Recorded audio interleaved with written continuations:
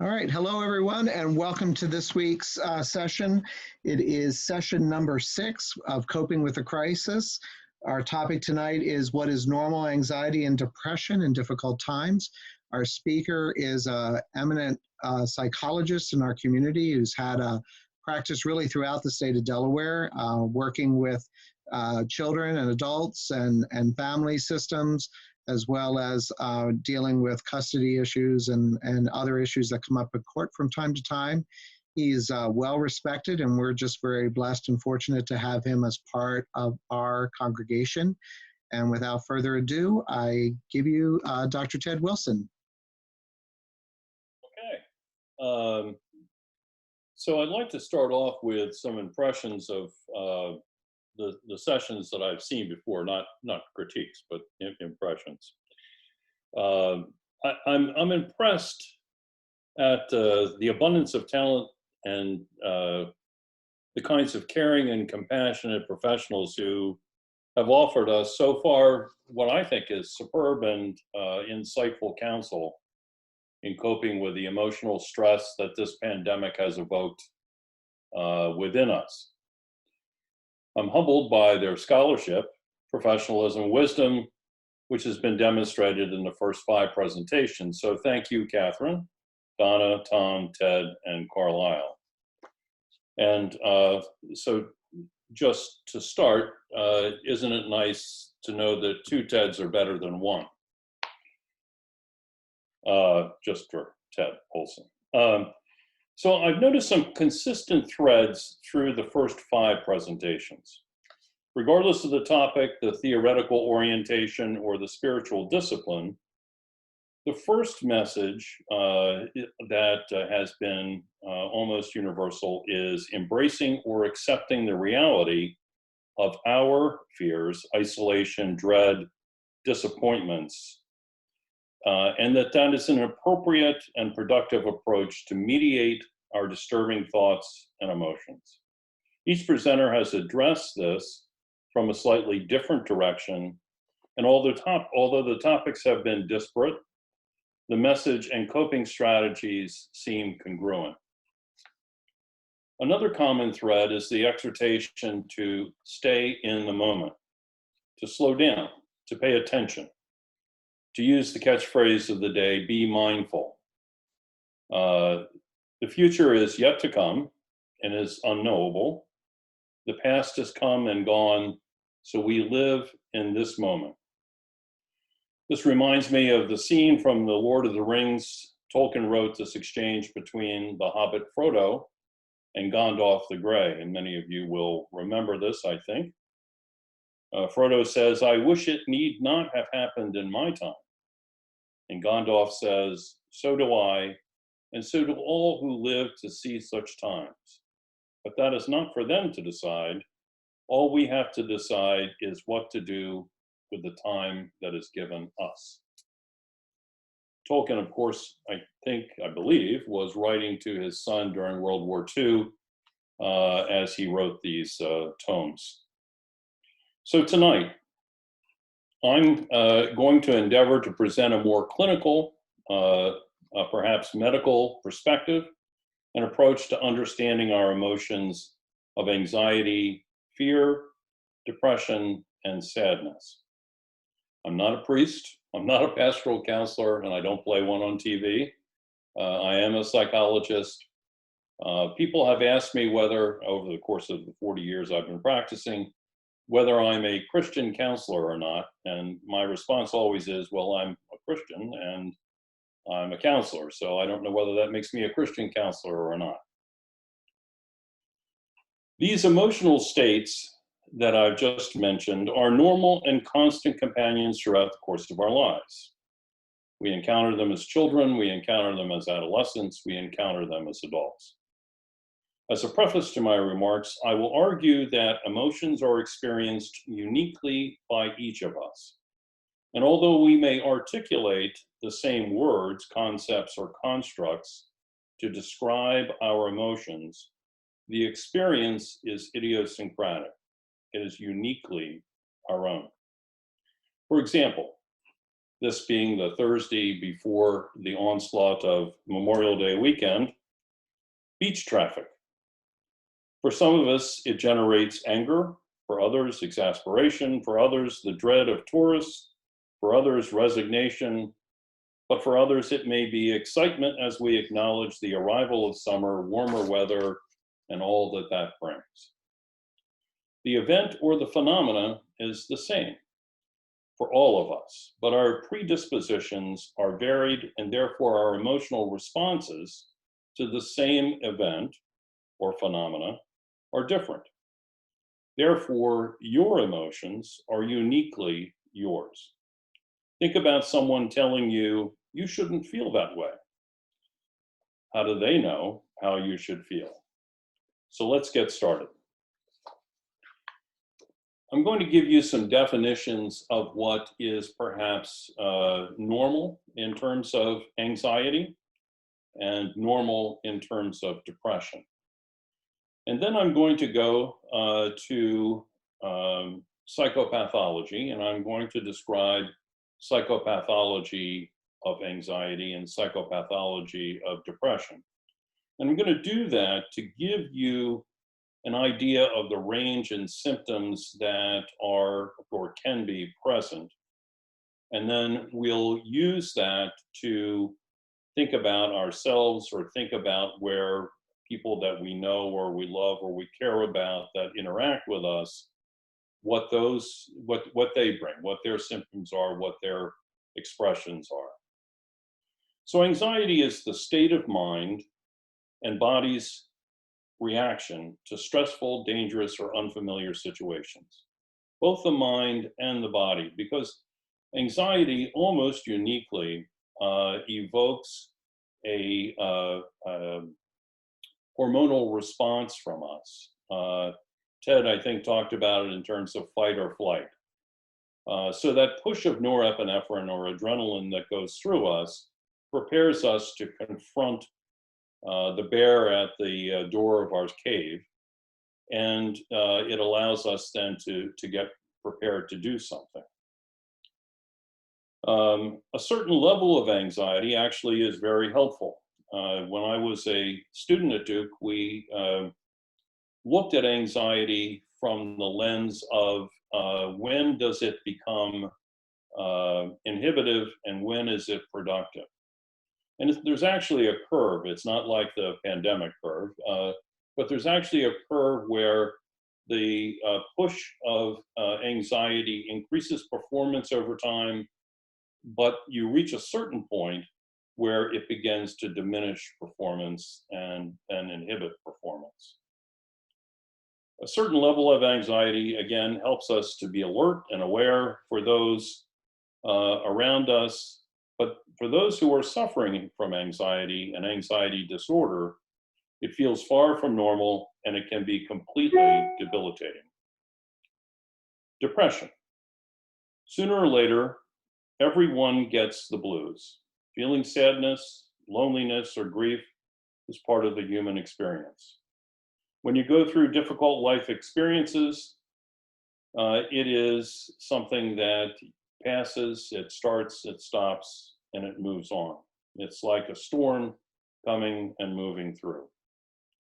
But those who suffer from clinical depression evoke a sense of hopelessness and helplessness, despair that affects their daily functions, their cognition, their ability to relate to those they love, and the activities that they enjoy.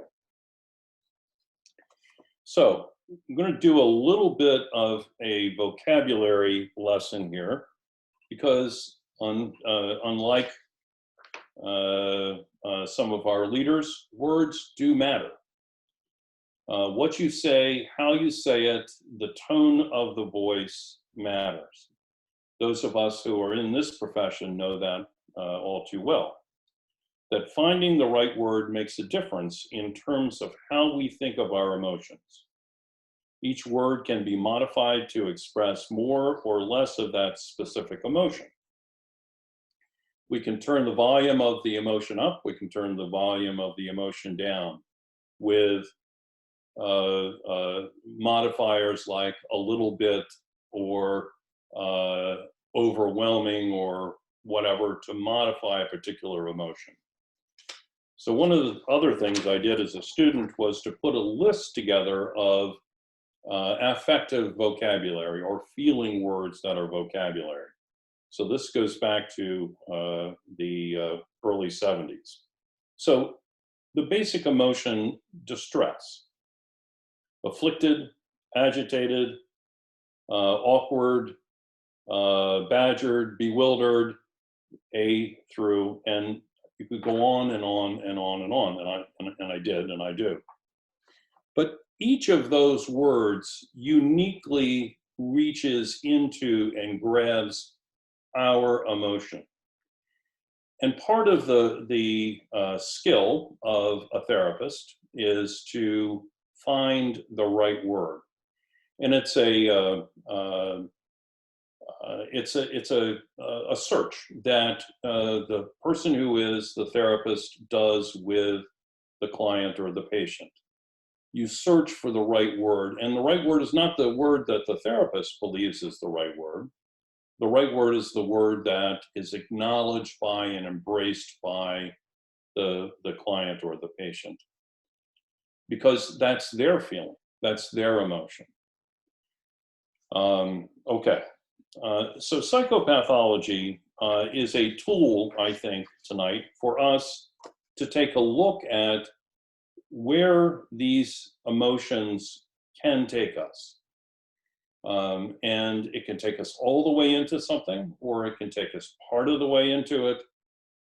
And many of us here gathered, many of us who listen to this, will have experienced some of these things, but not necessarily qualify, if you will, for a particular diagnosis.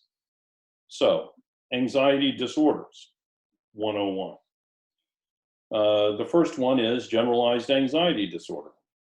The symptoms are feeling restless, wound up, on edge, being easily fatigued, having difficulty concentrating, your mind going blank, being irritable, feeling muscle tension, agitation, difficulty controlling your feelings of worry. They get out of hand. Having sleep problems, difficulty either falling asleep or having hyposomnia or hypersomnia, sleeping too much or too little. Excessive anxiety or worry most days for 6 months in order to have this diagnosis. So it's not something that if you experience these symptoms for a day says you have generalized anxiety disorder. This is protracted and chronic. It doesn't go away. It's not the storm that blows in and leaves. It's the storm that comes and stays. The next disorder is the panic disorder. So if you remember what I just went over with generalized anxiety disorder, you add to it heart palpitations, that's tachycardia, sweating, trembling and shaking, sensations of shortness of breath, feeling like you're smothering and or choking, feelings of impending doom, feelings of being out of control. Panic attacks come on suddenly. For people who have a panic disorder, who have had several panic attacks, they can sneak up on you.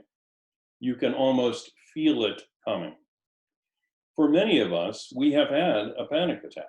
Many people normally, I shouldn't say normally, but many people who don't have a panic disorder can have a panic attack.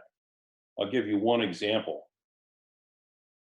As an assistant professor, a lowly assistant professor, I was sitting at my desk on my telephone talking about the dean, because the dean had refused to allow me to take a trip and read a paper at a conference. And then I look up, and who's standing at my door? The dean. I had a panic attack. I admired him. I appreciated him. I was upset at his decision. But yet that evoked in me this surge of anxiety, and I felt my heart beating, and I flushed, and I had a bit of an anxiety attack. It can happen to any of us, maybe has happened to many of us. The other disorder that I'm going to talk about is phobia. So phobias are fairly common. People are afraid of an object or an event or a situation or a phenomenon. And it's specific to that phenomena that the fear is connected. So someone might be afraid of spiders. Someone might be afraid of heights. There are people who are afraid to drive over bridges. There are people who are afraid to get in airplanes. And those are specific phobias. There is no other fear that generalizes from that. It's rather specific and is treatable. You can help someone get over that fear, and there are techniques and strategies to use to do that. When I think of phobias, and I think of sort of the neurotic nature of people who have phobias, I always think of Woody Allen and the movie Annie, and his attempt at clearing out the spider in her apartment with his tennis racket and his football helmet, and but exposing his phobia. The thing about phobia is that there is some rational connection to a fear. However, the fear is experienced in an irrational manner. In other words, the response to the fear is well beyond what most of us would say is appropriate for a particular situation. The next disorder is a social anxiety disorder. There are individuals who have a very difficult time, and this is a progressive disorder, have a very difficult time being in the presence of others because they feel like they're always being evaluated and or judged. So these are the shrinking violets. These are the people who are not very interactive with others, or who are very standoffish, if you will. And they avoid. Their main coping behavior is avoidance. But then they begin to avoid so much that they lock themselves out of opportunities to interact with the very people and in the very activities that they so desire to participate in. And then there's agoraphobia. And agoraphobia is about being trapped. Being trapped perhaps in public transportation, which is one of the symptoms. Being in open spaces and not being able to find your way home. Being in closed places, claustrophobia, feeling trapped in a closed place. Standing in lines, not being able to get out of that line fast enough. Or being in a crowd. Being outside the home alone without someone who is a symbol of security for you. Now you can see where some of these symptoms, although this is psychopathology in terms of agoraphobia, but you can see where some of these symptoms today with the pandemic are similar to some of the things I think we feel. How does it feel to be in a big store, let's say Lowe's, be in line, and know that this mysterious, unseen COVID-19 coronavirus may be all around you? So even though we wouldn't diagnose someone who said, you know, I'm afraid to go to the grocery store as having agoraphobia today, it is symptomatic of agoraphobia if it's chronic and it becomes sort of a focal point for the person. So avoidance is the number one coping mechanism for agoraphobia as well. Avoidance of what? Well, avoidance of these things, of being in places that are not secure. Agoraphobia can cause people to be homebound. It can cause people to be bound to one room. It can cause people to not get out of bed. There's what we call in our profession in vivo therapy in life. And that is, so the therapist or the doctor or the psychologist has to go to the house because the patient can't go to you because they are trapped in their room by their fears. No longer DSM-5, I'll talk about what DSM is if you want to know, but no longer is post-traumatic stress disorder a anxiety-related disorder. However, I'm going to include it because the symptoms that are present with post-traumatic stress disorder, PTSD, if you will, are also, I think, popping up in today's normal population because of the pandemic. So, post-traumatic stress disorder, there has to be a trauma. The trauma doesn't necessarily happen to you. You can be a witness to the trauma. You can learn about the trauma. You can watch it on TV. You can see it live. Many of us remember Oswald's being shot as he was led out of the courthouse. We watched it live. It happened in front of us. We saw the tape over and over again, but that was a murder that happened in front of us. That's a trauma.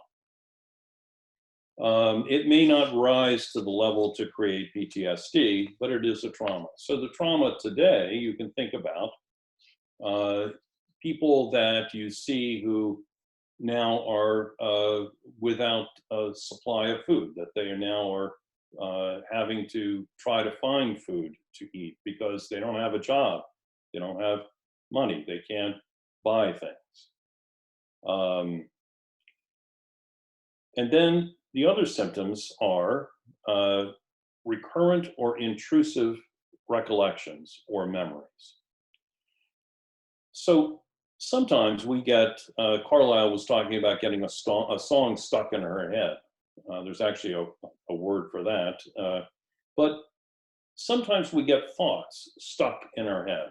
And I'll address that later in obsessive compulsive disorder. But intrusive memories or intrusive recollections are not ones that we try to remember, but ones that thrust themselves upon us. Recurrent dreams, dissociative reactions. So there are individuals who, for instance, experience a trauma, and then a particular emotional state or a particular event occurs, and they are thrust right back into the moment of the trauma. I'll give you an example. Early on in 1981, 82, I was working with a Vietnam vet who came to me because he was driving down the road and he smelled diesel fuel, and it reminded him of a trauma during the war. He got out of his car and he hid in the ditch. He was reliving the trauma. It was real for him. It happens sometimes in the middle of the night for people who have gone through traumas. They will wake up in the middle of the night and act out whatever it was that happened when they were in the middle of a trauma. The other symptoms associated with PTSD that I'd like to take a look at are avoidance. So you make an association of a place or a particular food, or for instance, someone who has a choking event. They eat a piece of food and it gets caught. Heimlich maneuver, you get the food out. But the trauma of the choking, they may not ever want to eat a piece of steak again. so they avoid. Well, that's rather benign because you can feed yourself all kinds of food.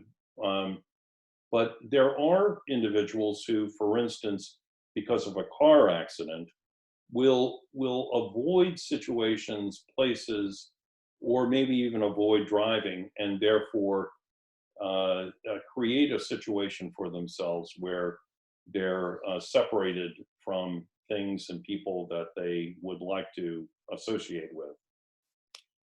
Cognitions get distorted because we're so preoccupied with not wanting to remember something. We are not able to really focus and fine-tune our cognitions. Here's a word, anhedonia. Anhedonia means that things that I once had an interest in or love for or enjoyed, think of hedonism, are no longer things that we even think about, want to do, have an interest in, care about. So anhedonia is another symptom. This comes along with frequent irritability, anger, reckless, sometimes self-destructive behavior, hypervigilance, alcohol, drug abuse, exaggerated startle, inattention, and hyposomnia, or inability to sleep. Inability to sleep because they don't want to dream. The next anxiety disorder is obsessive compulsive disorder. Many times we sort of make fun of obsessive compulsive disorders from the standpoint of people are so particular, or they have to do things in a very certain manner or routine. They're very consistent in terms of what it is that they do or they don't do. But obsessive compulsive disorder is very debilitating. It takes away one's ability to interact with the world around them because they're so stuck in their ruminations that they're not able to get away from it. And the ruminations are fearful. There's a book that I often use with regard to people with OCD called The Imp of the Mind. I'll come back to that in a minute or two. But we all have thoughts. We all have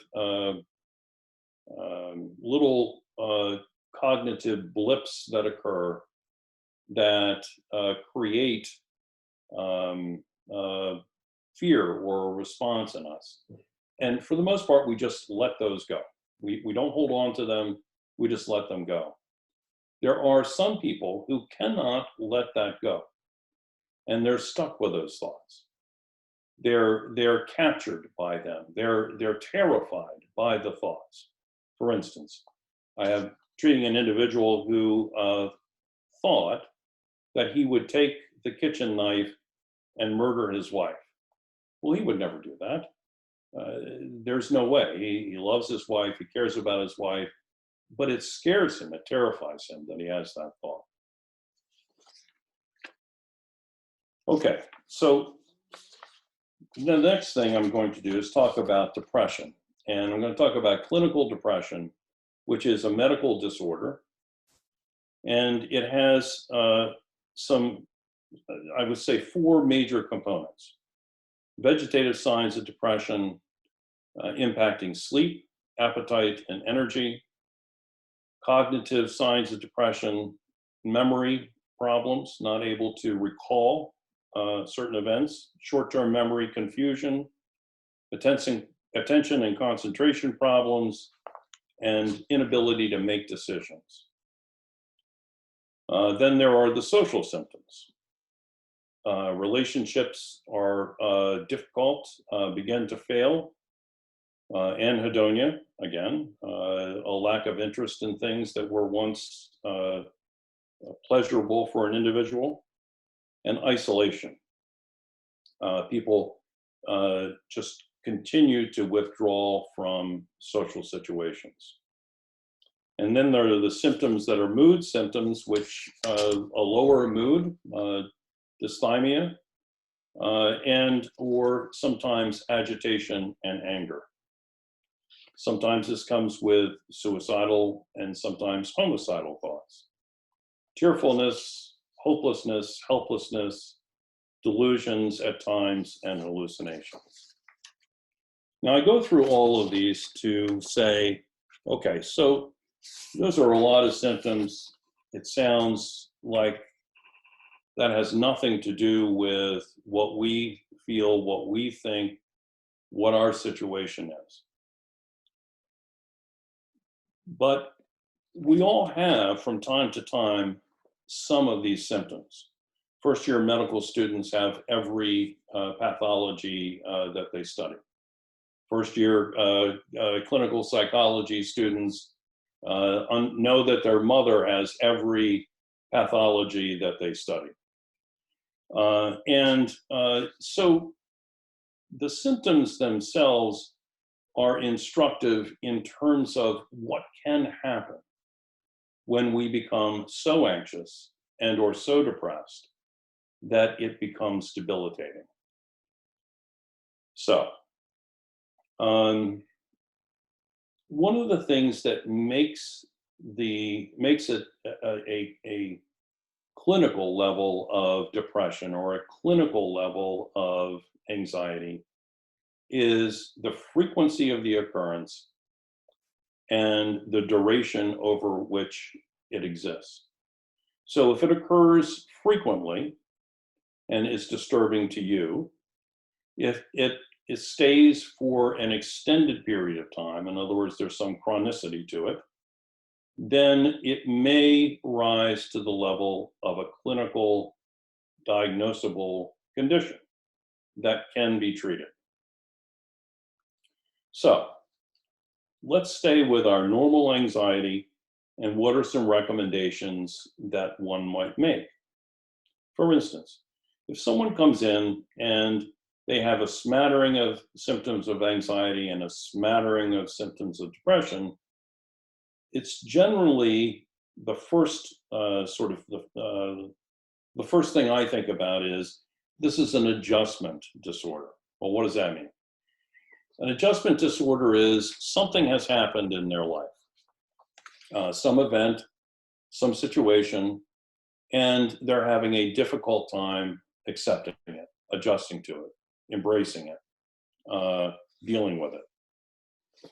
And when that happens, then they have low levels of anxiety and or low levels of depression. So we then try to come up with, well, what are some suggestions that we can give people in order to get them through this? They don't need necessarily medication. We don't need to refer them for medication or refer them for 6 months of therapy, but we can perhaps give them some suggestions so that they can work through it themselves. So the first thing I want when someone comes in and they're overwhelmed by some anxiety, and it doesn't rise to the level of obsessive compulsive disorder or generalized anxiety disorder or any of the other disorders, I'll say to them, well, here are some ideas. And I want them to get out of their head and focus externally. I want them to not think about the anxiety or allow the emotion to lead them. I want their cognition to lead them. And I want them more to act on something as opposed to going inside and ruminating about things internally. So one of my go-tos is make a list. Make a list of all the things that are on your mind. Make a list of all the things you need to do. Make a list of all the things you want to do. Make a list of all the things that are happy in your life. Make a list of all the things that are fearful in your life. Make a list. And maybe each one of those items, make a sub-list for. That sounds tedious, but what happens is you're focusing the person from the inside of their head to the outside of their head. And it really does help. Sometimes I'll say journal. So just make notes today about what you're thinking and what you're feeling. Get it out of your head, put it on a piece of paper, look at it, see it externally. Stop being productive. Don't push yourself to do this or that or the other. I'm going to say, we're going to talk about setting goals. We'll do that. But don't push yourself to be productive, because doing that, actually there's an APA webinar telling people during this period of time, stop being productive. Enjoy life. The other thing is, and we talked about this and others have talked about this, be in the present. Help people stop thinking about what happened in the past. Stop people from thinking about, especially with anxiety, what may happen in the future. Focus on today. What are you going to do today? You have an opportunity today. What are you going to do with today? Then there are distractions. Read a book, watch a movie, cook something, put a puzzle together, play a game, Zoom, do something that is external to you. You can be involved with it, you're going to be involved with it, but do something that's external to you. If a person continues to, let's say, obsess or ruminate about something, then I'm going to try to help them stop that behavior. So I think about it not as a disorder, but as a behavior. I try to help them see it in a non-clinical manner, but see it as a behavior. And I use a model that was written about as toilet training. 3 steps to toilet training. The first step is you have to know when you have wet your pants, when your pants are wet. You have to recognize that. The second step is know when you're wetting your pants. And the third step is to anticipate that you're about to wet your pants and then go to the bathroom. So 3 steps to behavior change. The first step is, so recognize after the fact that you've been ruminating for the last 10, 15 minutes. That's good. Then I want you to catch yourself as you were doing it. And then the third step is anticipate that you're about to do that. The next thing I would say is, okay, so where does this anxiety come from? And a lot of people and a lot of therapists, I think, spend time trying to analyze, where did this anxiety come from in the first place? Why do I feel so anxious? Why am I worried about this? Well, maybe it was something Aunt Sally said when I was 3. So what? So you can look at trying to understand the behavior in the present by following a method called the ABC method: the antecedent, the behavior, the consequent. So what happens just before you start to ruminate? What was going on just before your rumination started, your obsession started? How long did that last? And then what's the consequence of that? What did that obsession take away from you? What was good about it? What was bad about it? And analyze that. That way, people gain some perspective on their behavior. There is then also, and Ted mentioned this, and this was actually a topic that I'm writing a book about, called Accepting the Unacceptable. So there are things that happen in our lives that we have no control over. Terrible things happen to us, and they happen all the time. Buddha's first truth, after all, is life is filled with suffering. Accepting that makes life easier to live. A book that I go to all the time is The Road Less Traveled by Scott Peck. I think that's a wonderful book in terms of a self-help book. And it starts with, life is difficult. Life is filled with suffering. Accept that. If you always think that things should go the way you want them to go, then you're always going to be disappointed. The next thing I would say is breathing. So when anxiety attacks begin, or you begin to feel this pressure in your chest or the tachycardia, the thing to do is to begin to stop that physiological process. And many people will tell you, take deep breaths, use cleansing breaths, breathe out, breathe long and deeply. One thing that is true is that most people, the average person, breathes 16 times a minute. If you try to make yourself breathe 16 times a minute, it's extremely difficult, because you're trying to impose something purposeful on an autonomic process. One of the things I learned at the Shepherd Pratt Institute in a postdoc seminar was the breathing that is most helpful is to breathe out, expel all the air that you can, empty your lungs as best you can, and hold it as long as you can. Now, this is totally incongruent, totally against all intuition, because you feel like you're not getting enough air. But the truth is, you're over-oxygenating yourself. When you hyperventilate, you over-oxygenate yourself. You rapidly increase your metabolism, which calls for more oxygen.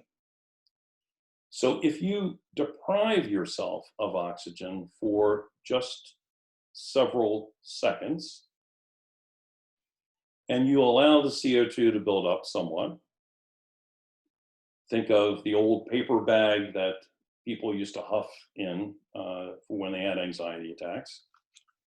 Then you can take a cleansing breath, distract yourself, distract your mind, and you can notice that you'll get back to a normal breathing pattern. You have altered the physiological process that the emotion began.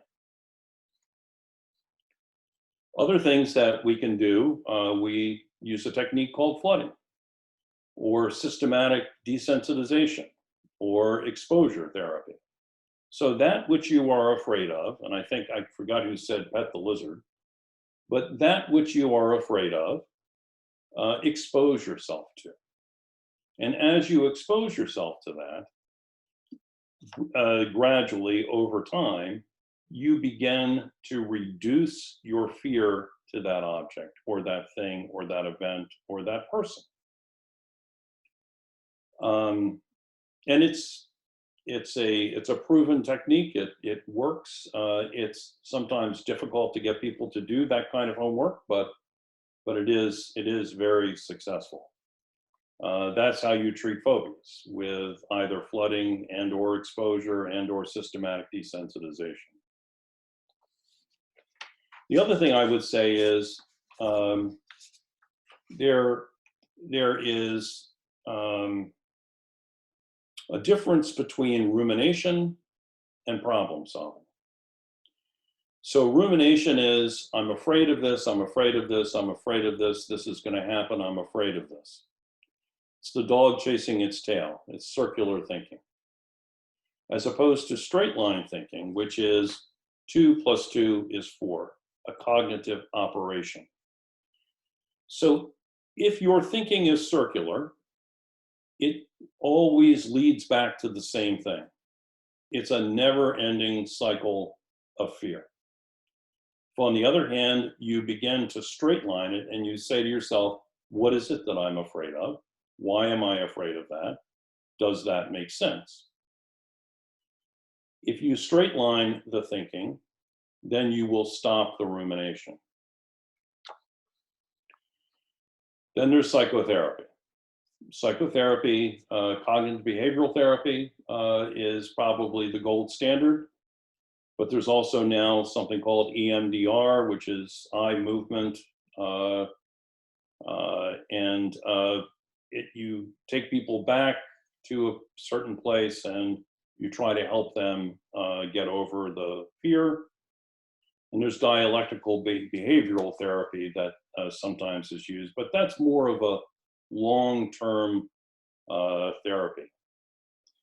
There are also medications such as benzodiazepines, SSRIs, SNRIs, beta blockers, and buspirone. Now, benzodiazepines are what family physicians have a tendency to throw at patients who are anxious. Let's say there was a death in the family and there's a lot of anxiety, you can't sleep. So something like Xanax or Ativan or Valium, the benzodiazepine class, are given to try to help people quell their fears, quell their anxiety. The problem with them is it's like suppressing a spring. It will push it down, but when the medication is metabolized, the anxiety comes back up at a higher level than it was before you took the benzodiazepine. They're very good medications, but they also cause dependency. People that start benzodiazepines and like them have a very difficult time giving them up. The antidepressant medications, the SSRIs and the SNRIs, also have what are called anxiolytic qualities.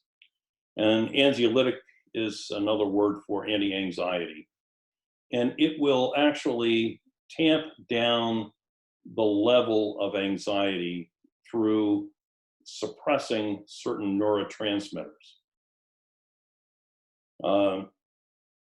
So medications are available.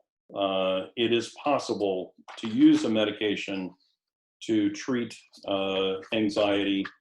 It's not necessarily, I think, what we would say is a go-to, although there are certain medications and certain disorders where it is part of good treatment. So let's move on to depression. When someone comes in and they're depressed, one of the things that I want to do with them is to say, okay, I want you to establish a routine. I want you to establish a discipline. Something that you do that marks the time of day.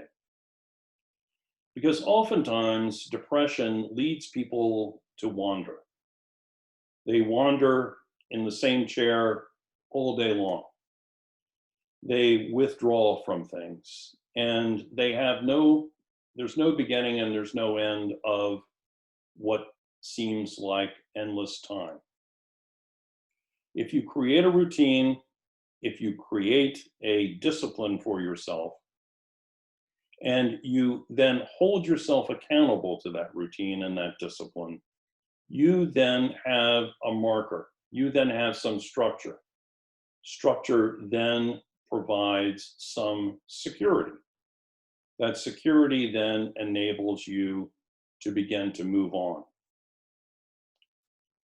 Don't think you have to accomplish this, that, or the other. Again, don't push yourself to be productive. Treat yourself to something. Eat that bowl of ice cream.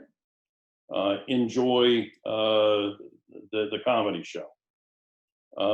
Treat yourself. Stay in the moment. Don't allow yourself to think about what might be or what happened and how you got here. It does you no good.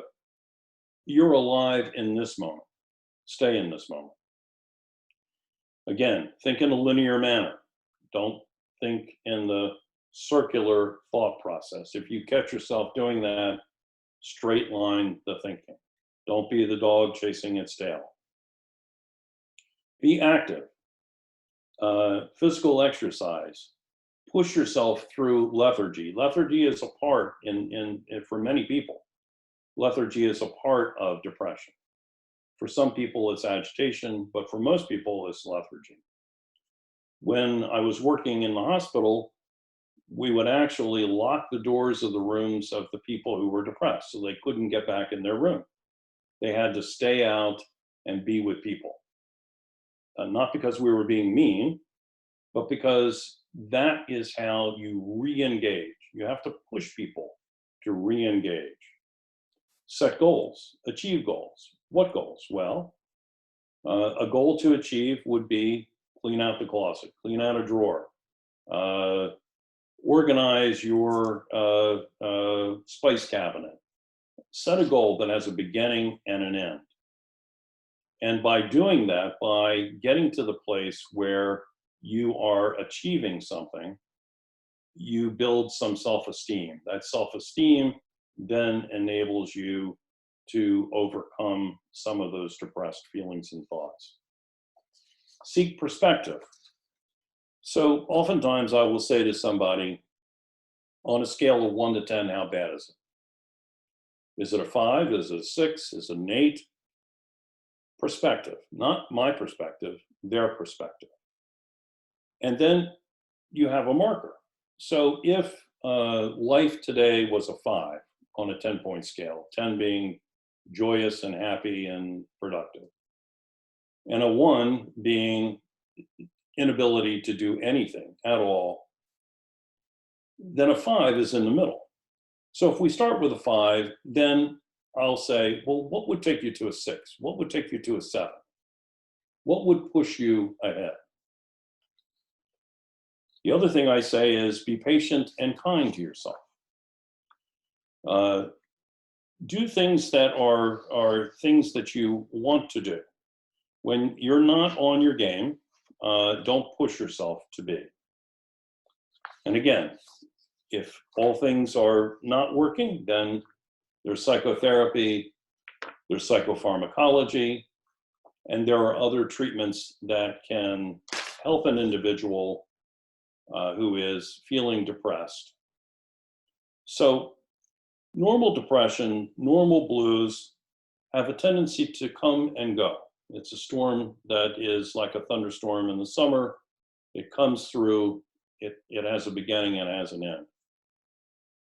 Clinical depression sticks around, and it will build on itself. And so it's important to understand what the symptoms of depression are. You may have those symptoms, but those symptoms can be transitory. If they're transitory, it's not that big a deal. These are some recommendations that will help you with that. If, on the other hand, those symptoms come and stay, then you need to address it in a different manner. So I'll stop here, and Jeff, I'll let you take over.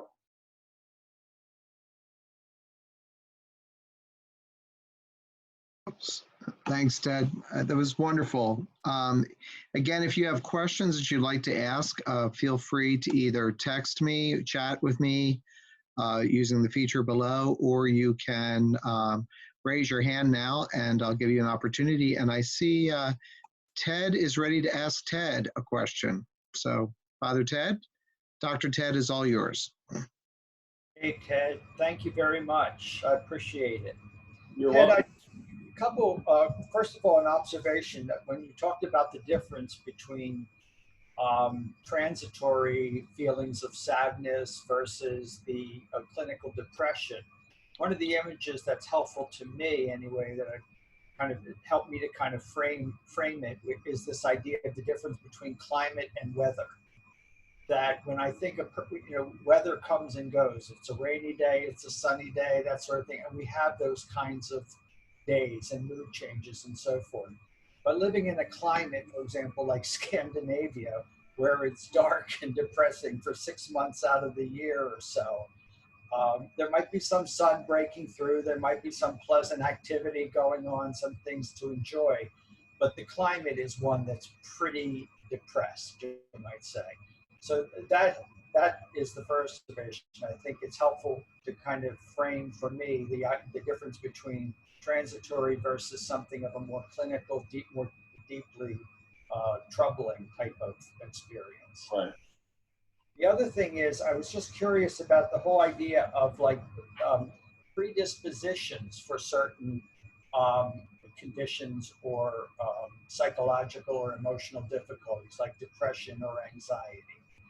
And given that we pay attention to that when it comes to matters of physical conditions like cancer or heart disease or other things like that, people tend to just kind of be mindful of that and say, well, I'm not going to eat red meat, or I'm going to make sure I get exercise, or I'm going to stay away from a lot of sugar if diabetes runs in the family. And I'm just kind of wondering, and because I think there is such a stigma attached to mental health, that sometimes the family history doesn't always get flushed out as much as physical conditions get flushed out. Right. So kind of being aware that if there is a predisposition, that one wants to monitor that and be aware of that, particularly under difficult and stressful times when one might be prone to a clinical depression or the kind of anxiety that becomes crippling or paralyzing. Right. So there have been all kinds of studies, and the Diagnostic and Statistical Manual, the DSM, talks about etiology and predisposition, frequency of occurrence in certain populations, etc. So you're correct that does play a part. I don't believe, though, Ted, it is predictable. Temperament, which is perhaps controversial, I don't know, but temperament, sort of the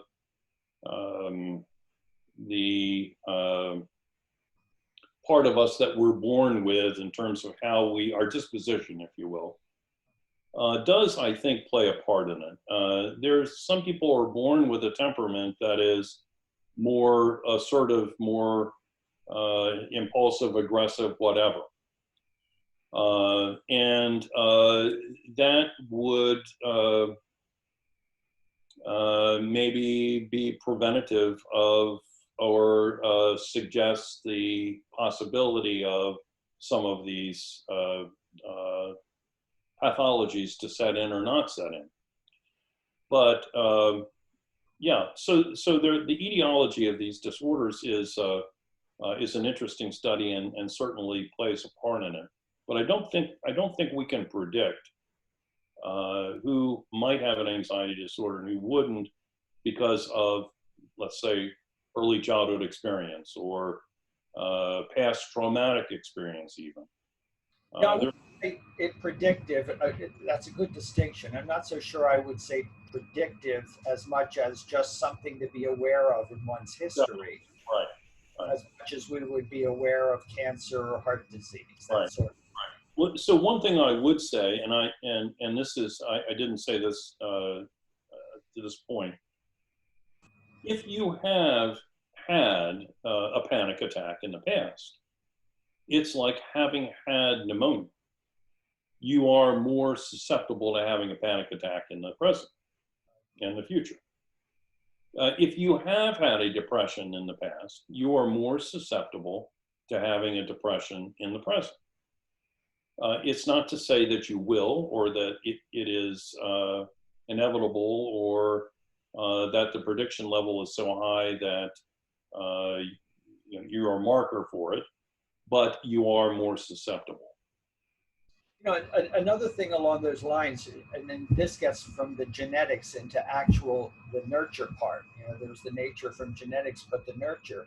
That if in one's upbringing, for example, one lived with a parent or a caregiver who was anxious or depressed, the effect that might have on that person's central nervous system, their ability to tolerate distress, their ability to be resilient, all sorts of things which I think contribute to one's ability to, if you will, ride through the difficulties of life.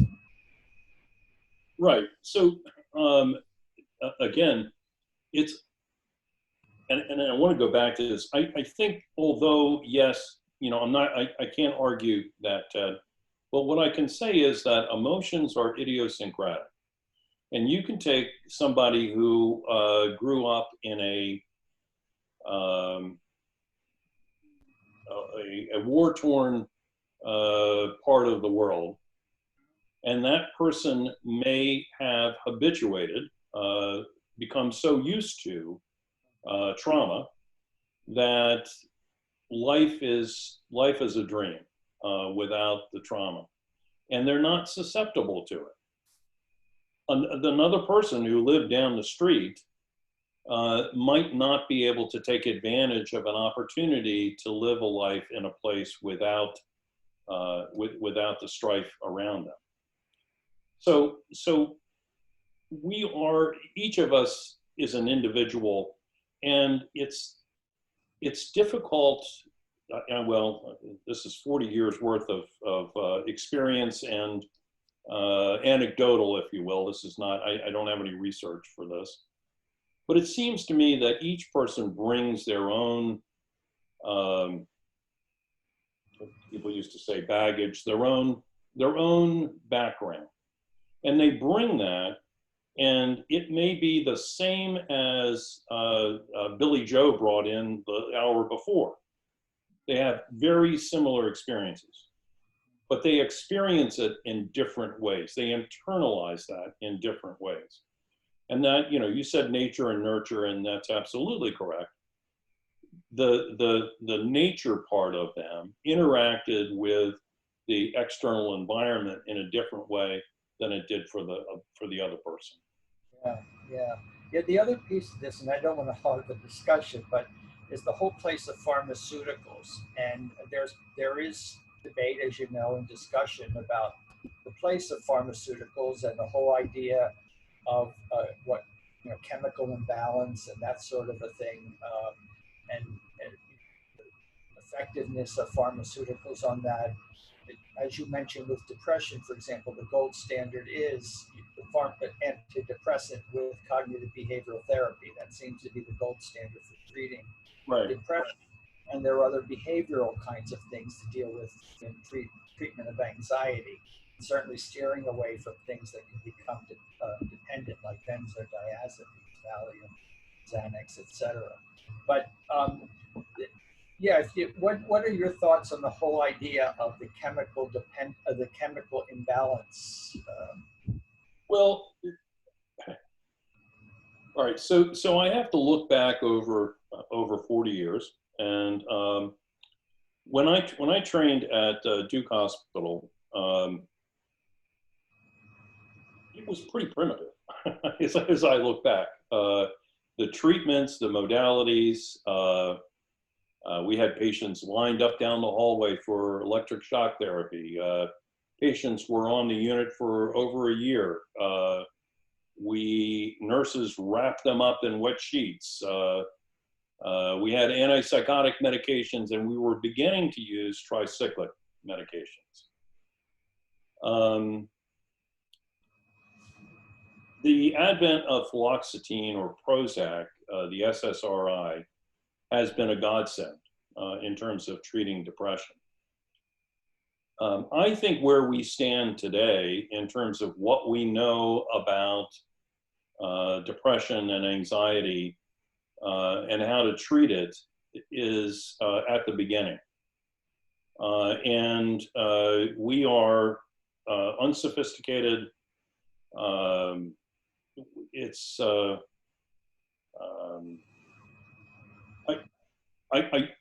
I think we have a long way to go. I'm hopeful.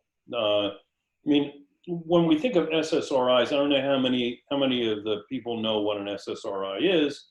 It's a medication that blocks the reuptake of a neurotransmitter called serotonin, and so doing that then floods the synapse with this neurotransmitter. That then has an impact and increases sort of our ability to enjoy life, because that's the byproduct of serotonin. But what a game changer it was. And then to learn that it has has anxiolytic qualities, anti-anxiety qualities, gave us a class of medications to use for people to assist in the treatment of anxiety, as opposed to Mother's Little Helpers from the Rolling Stones. I forget what that was. It was Milltown, I think, is what that was called, which was an English tranquilizer. But yeah, so we've come a long way. I've seen it, but we have a long way to go.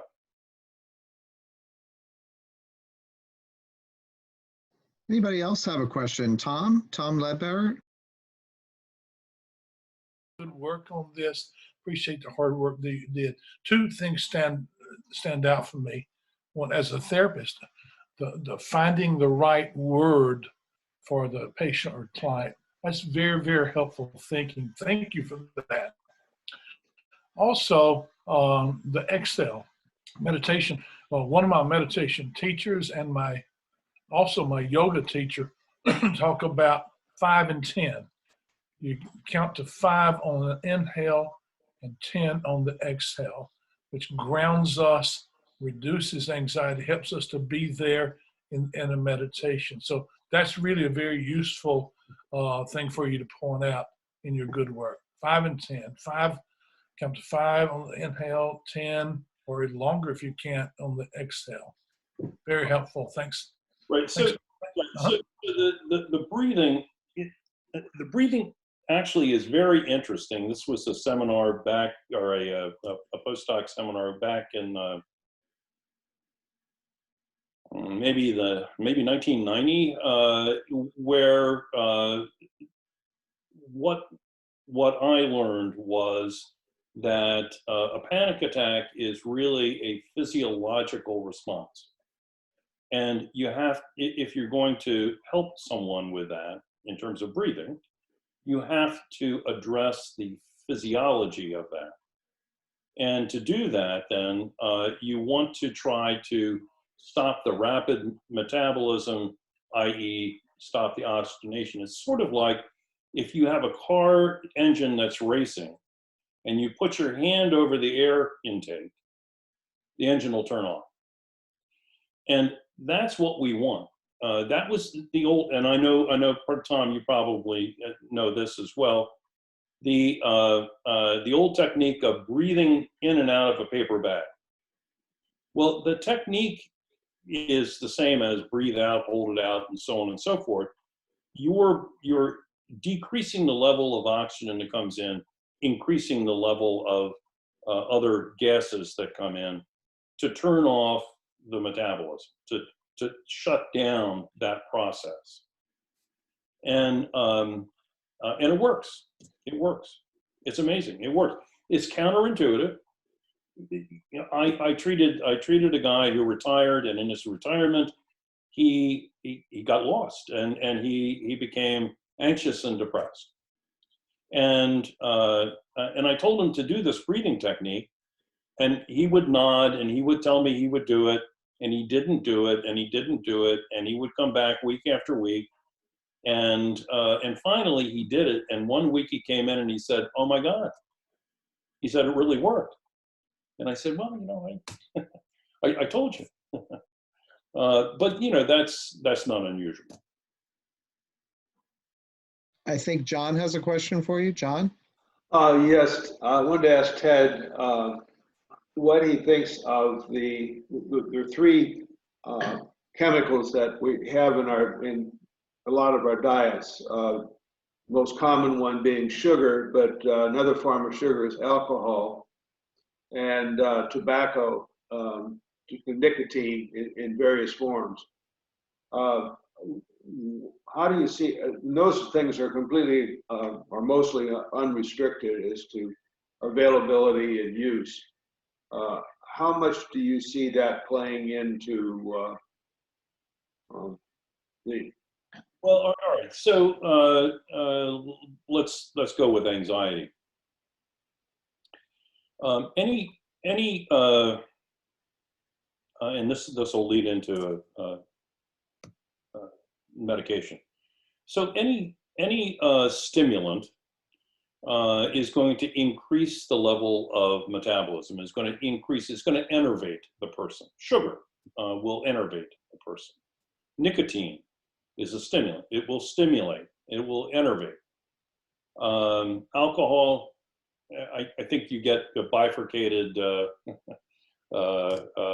dose there from the sugar high to the alcohol low. The withdrawal from alcohol certainly stimulate or can trigger anxiety.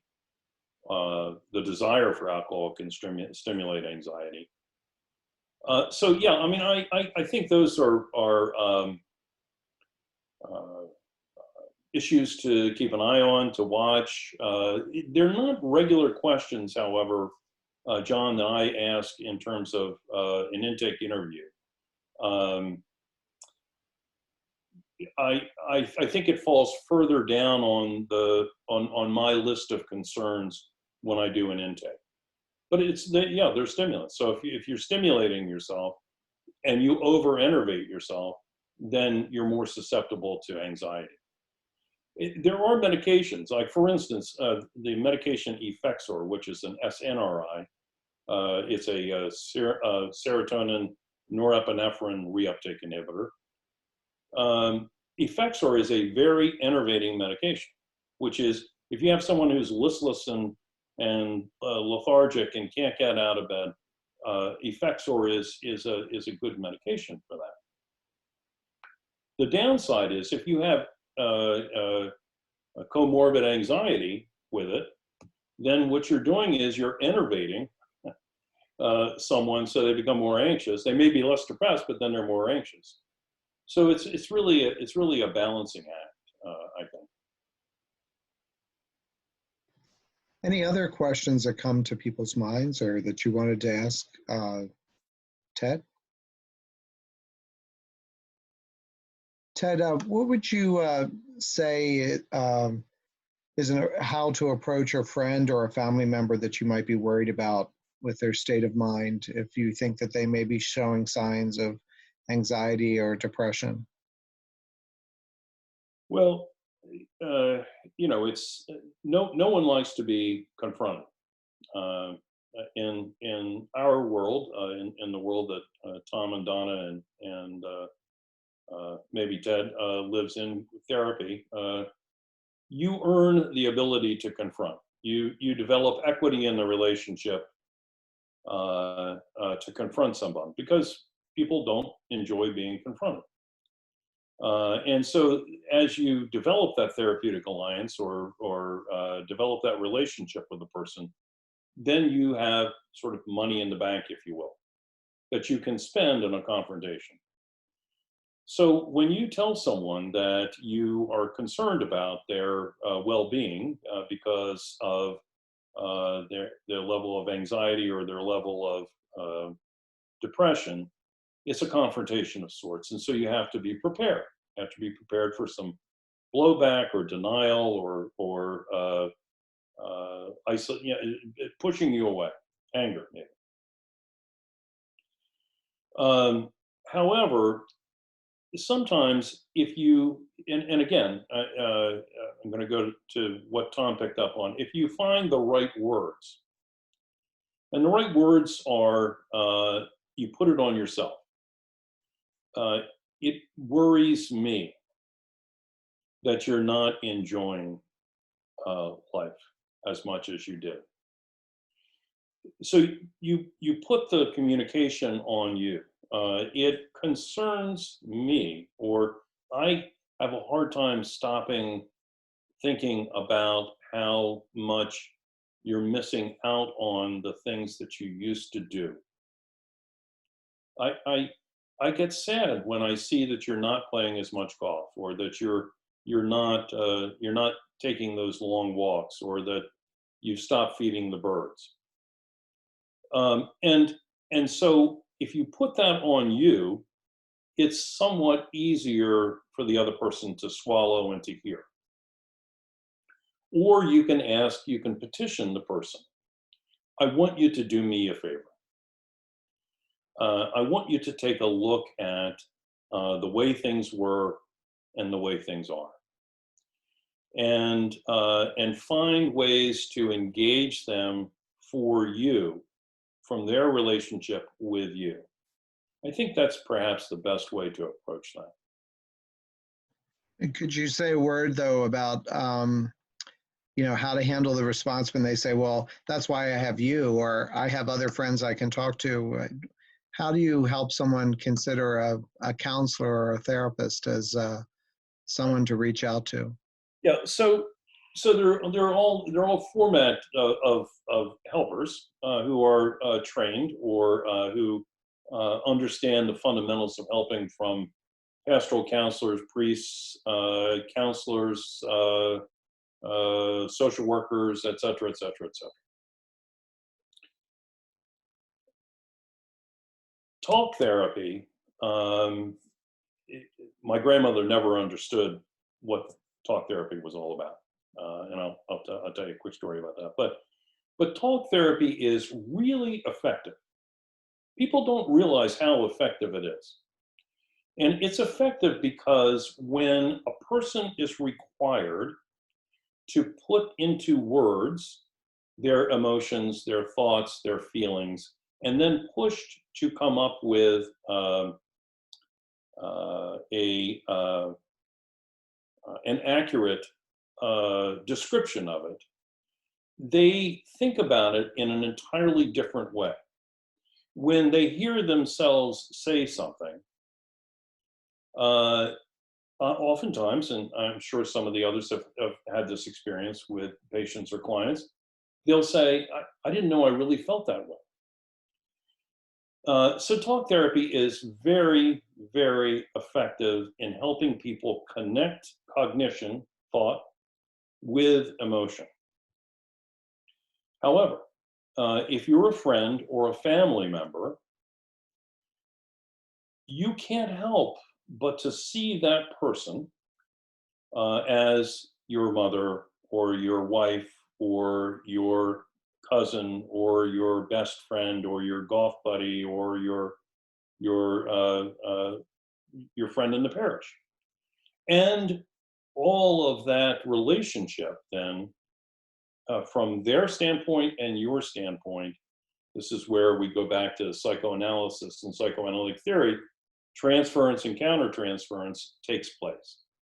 And it takes place in the blink of an eye. And that gets in the way of sort of a therapeutic approach to things. And although well-meaning, I think, many people will, and I'll give you another example, will try to say things they think are comforting or are helpful to someone. So in the year 2000, my wife and I lost our youngest son in a car accident. An unspeakable tragedy, one that you don't ever really, truly recover from. When people say things to me, what's comforting is that they care about me and they're thinking about me and they're praying for me, and all of those things are very comforting. When someone tells me it's going to be okay, or that time will heal all, or that God needed him, or blah, blah, blah, blah, blah, that's not helpful. That's just not helpful. And so although we're well-meaning and we want to help people, we want to say the right thing, sometimes the right thing to say is, I have no words. Well, that's true. There are no words to express. On the other hand, to walk with someone in that level of pain, which I know, Jeff, you've done, I know, Ted, you've done, Tom, Donna, we do.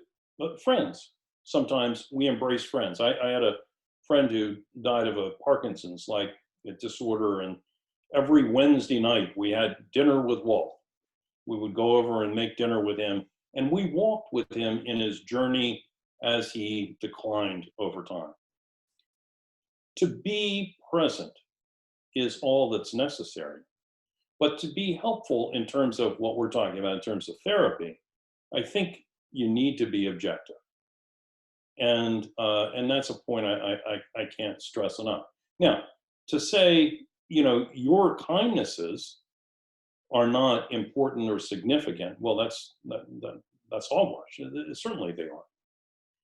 But to be able to zero in and hone in on what will help the person understand and work through a particular problem, it's a skill set, but it's also having that objectivity. Great. Thank you. Thanks, Ted. Anybody else have a question? Or Ted, you want to go? Just an observation, just to piggyback on what you're saying, Ted, and I agree.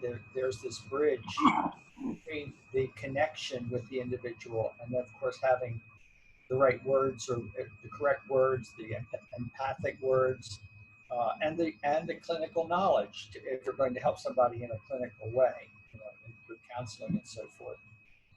I remember something I heard a long time ago, and it makes a lot of sense to me. The person says, "I won't care what you know until I know that you care." And I think that there's that sense, that bridge there, that the alliance, the connection between a therapist and a client or a patient is, as we all know, I mean, that's the healing thing. We speak theologically in terms of union. And most of us grew up, learned our trade in the era of client-centered therapy or rational emotive therapy, and before cognitive behavioral therapy, before Marty Seligman discovered that stimulus response paradigms weren't the end all of psychology. You're right. I mean, it is in my mind. Now, I've got colleagues who are technically very good, but they don't form what I think is a therapeutic alliance in a manner to facilitate their work. So I think you're dead on there. Any other questions that folks want to raise as we're coming to the end? We're a little bit over tonight, but this has been a wonderful presentation, Ted. I just want to say a word of thanks to you and all the time and energy that you've put into this presentation. Any other questions, though? All right. Well, we realize that the website is a little out of date, and at our conversation with all the presenters, we had decided that we were going to do couples before families. So next week, the presentation will be from Tom and Donna Ledbetter talking about couples, and then we'll have Ted back again to talk about dealing with stresses within families. Tom and Donna, is there anything you want to tease for your conversation next week?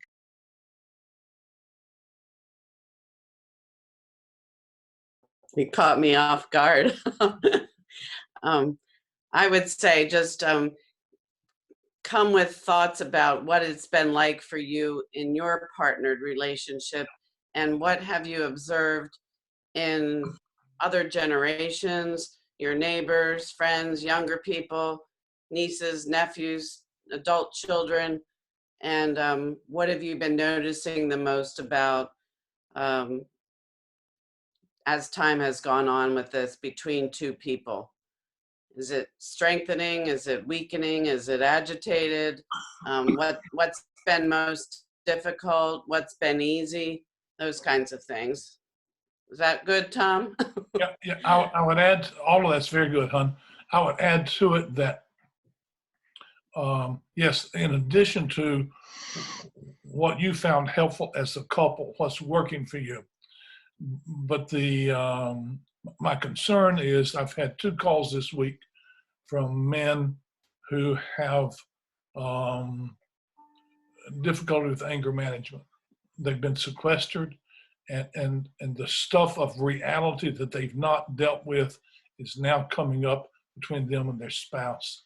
so that a part of the difficulty of working with pandemic is sometimes that's a real facing of reality of stuff in a couple's life that's not been dealt with well, that's now an opportunity if they can make good usage of it. Our task will be to try to point out some helpful pointers to make good usage of this pandemic time. I want to say one more thing too. If you are here and you're not partnered, please attend anyway. I want to invite you to, because you may be not partnered because you're single or you've been widowed or divorced, and it doesn't. I think you have something to offer too. What's it been like to be not partnered at this time, and you also are in contact with friends, neighbors, adult children, etc. So you still have something to offer the group when we have a discussion. So I hope you'll still join us. Good point. Thank you. Excellent point, Donna. Thank you both. I just want to say again, I mean, part of the reason that we're doing this over these couple of weeks is not just to give you some good information and some things to be thinking about as we're living into this time, but also because we want to make you aware that there are a lot of resources out here for you. And any of our presenters and all of the clergy are very willing to talk to you if you need help, or if you just want to ask a question. You all have access to the parish directory. You can email folks, but really please know that we're all here for you, and that we very much want to care for each other, because we are a family of brothers and sisters, and we know this isn't something that any of us will get through by ourselves. We'll only get through this with each other and with the help of each other. One final plug, as the rector, I got to encourage you on this Ascension Day to tune in to the YouTube video that I put up with announcements about the art show, the ongoing work for the open door here at St. Peter's, and the process that is emerging as we prepare to hopefully reopen at some point for public worship. So you can see that on this channel. It came out yesterday. And finally, if you haven't had a chance to do it yet, I really would urge you and encourage you very strongly to either text or email Father Mark and wish him a very happy 80th birthday, or 40 times 2 or 20 times 4, whatever way you want to phrase it. Just let him know that you're wishing him well on his 80th birthday. Thank you all very much. Thank you again, Ted, for a fantastic presentation. And I hope you all have a wonderful and healthy good evening. May God bless you and keep you. And we'll look forward to seeing you soon. Take care. Bye-bye. Thank you, Ted. Thank you, Ted. Thank you, Ted.